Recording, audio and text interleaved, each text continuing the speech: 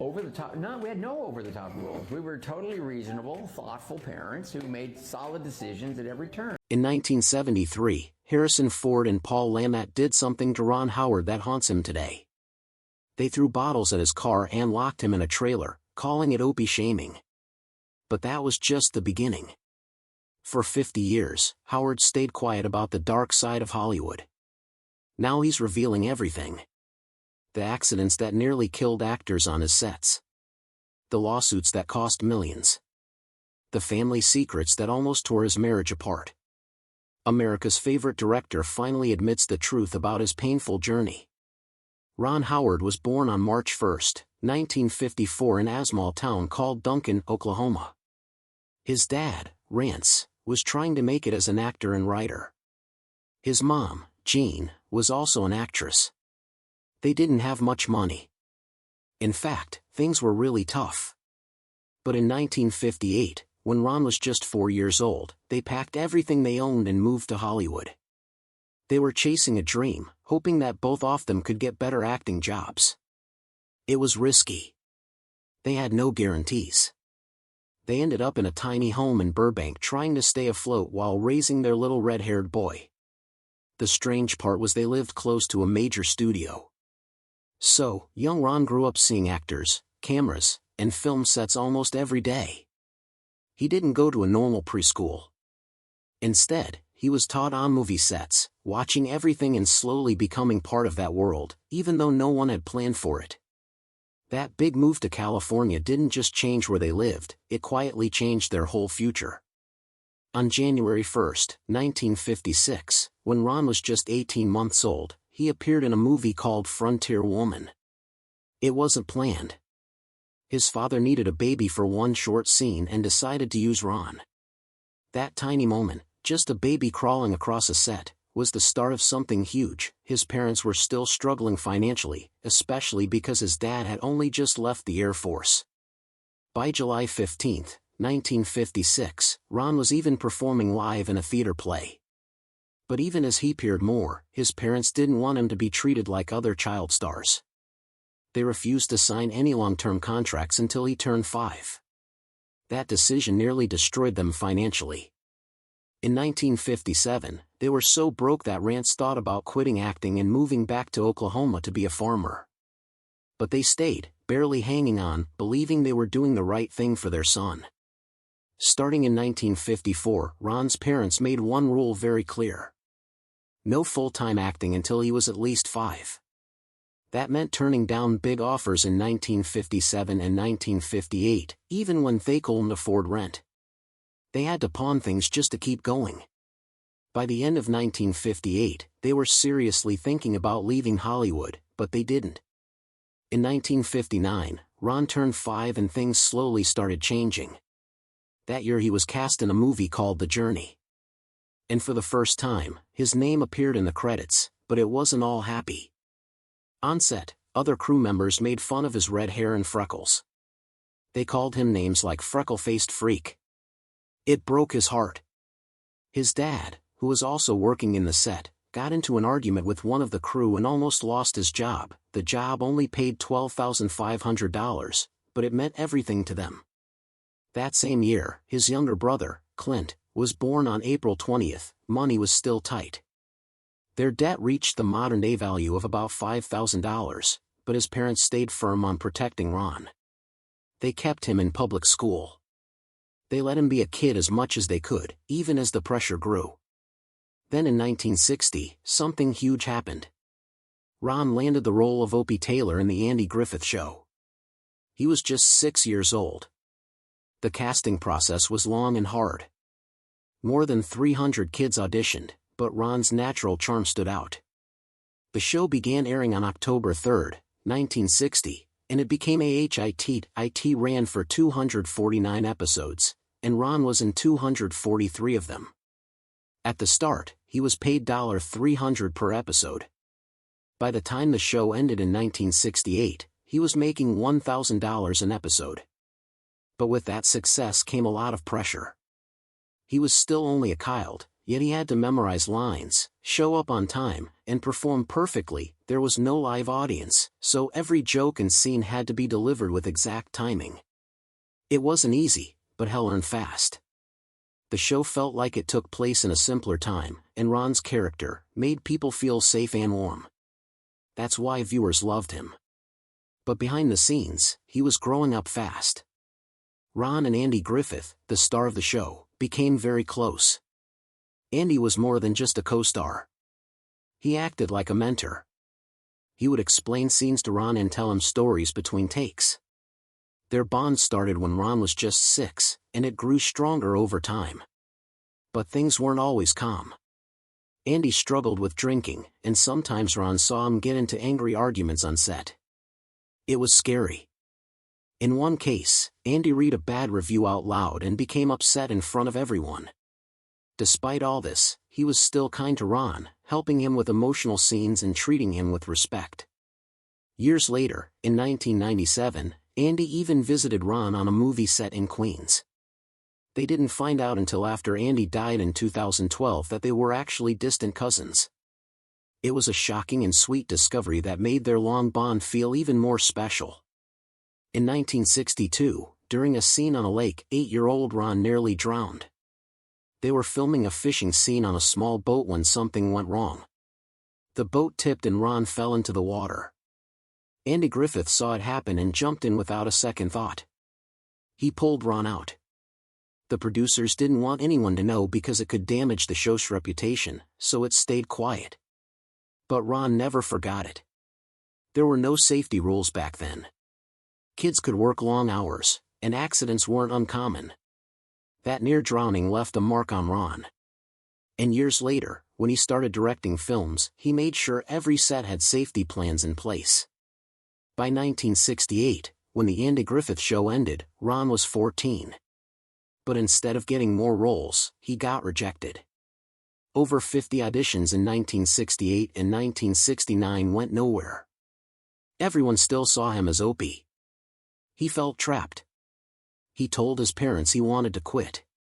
He took small roles like Gentle Ben in 1969 for just $500 per episode, far less than what he used to earn.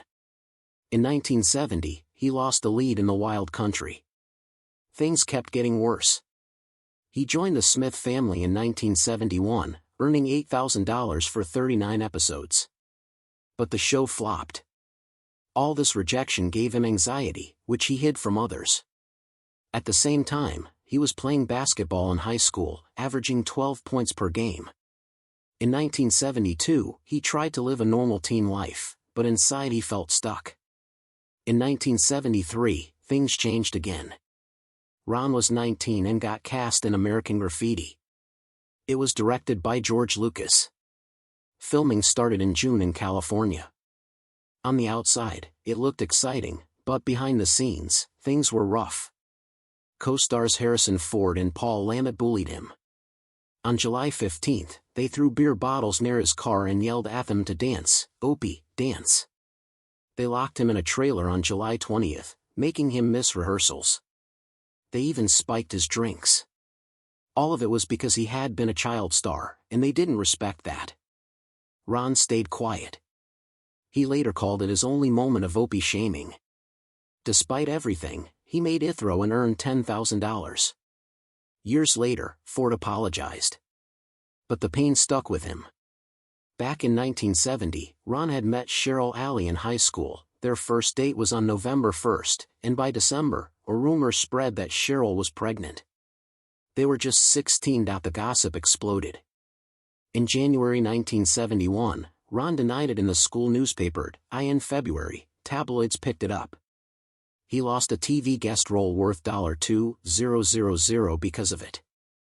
He made safety a top priority in future projects. In 1984, Howard directed Splash, which hit theaters on March 9.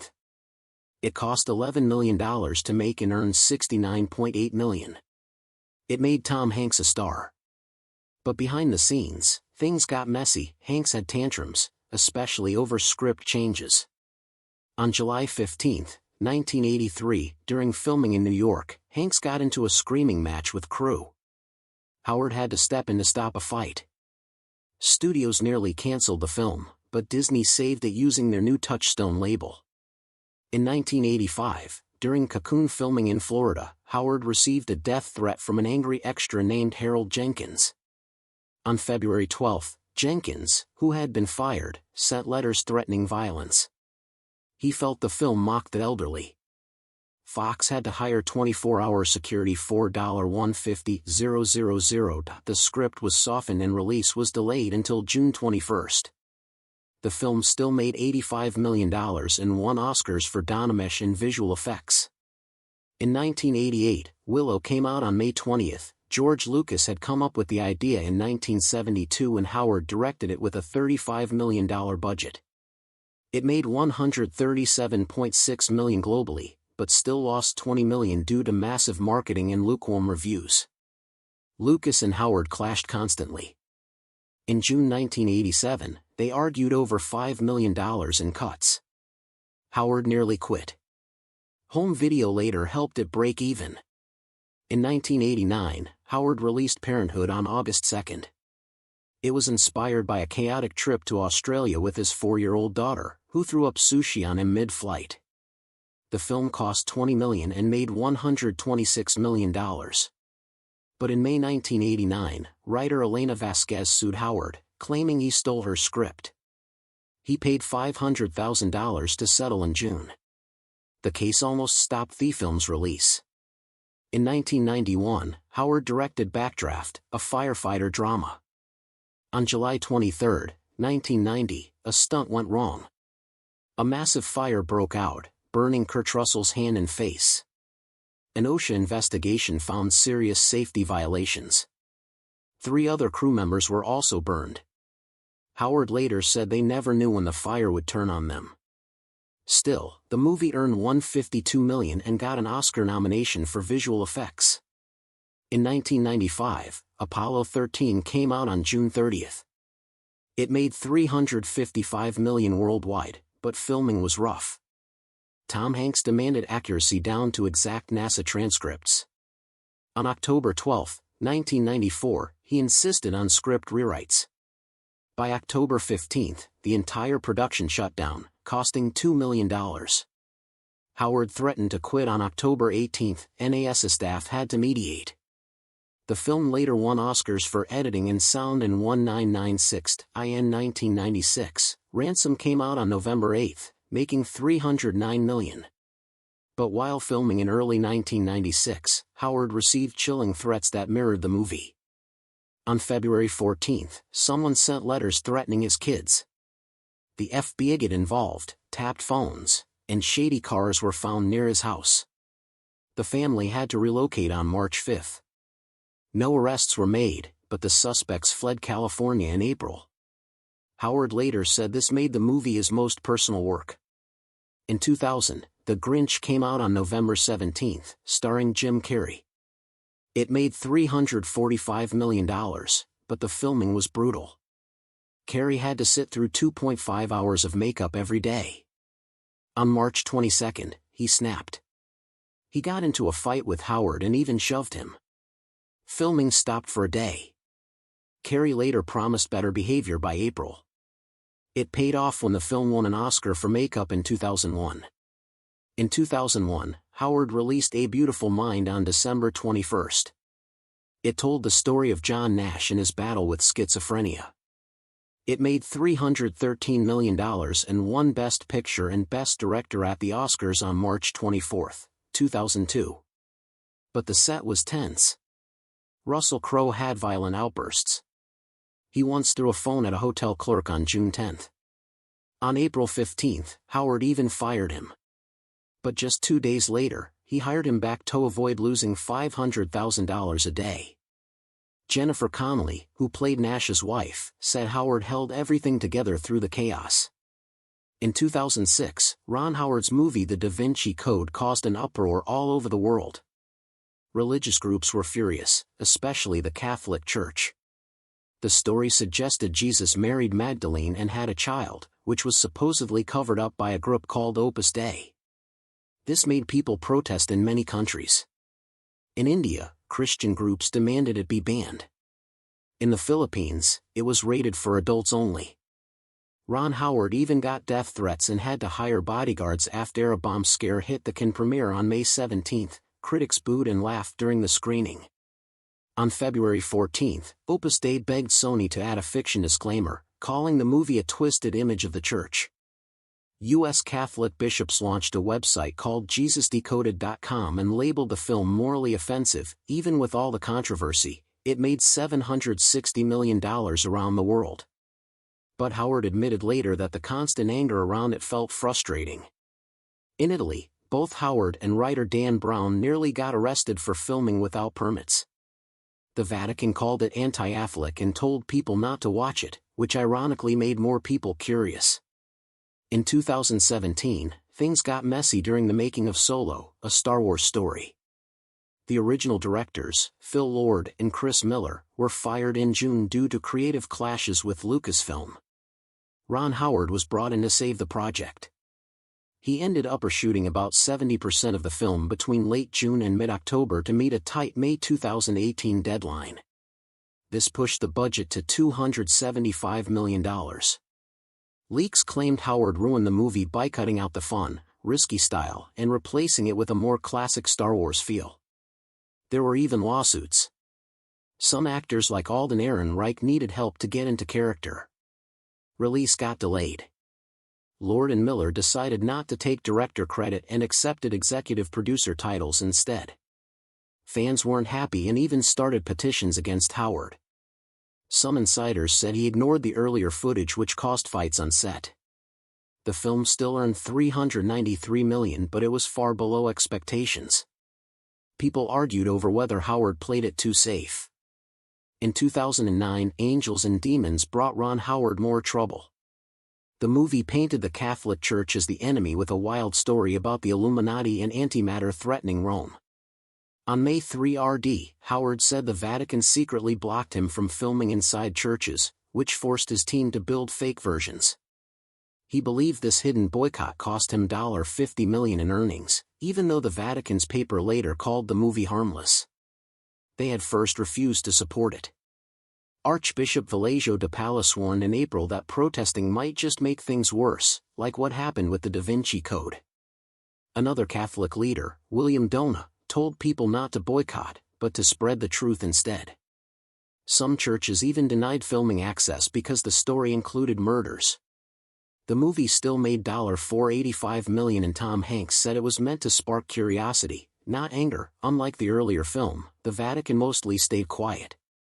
In 2015, Ron Howard's company, Imagine Entertainment, got hit with a serious lawsuit over the 2014 film The Good Lie. 54 Sudan refugees claimed their real-life pain was used in the movie without fair pay. On February 19, they filed a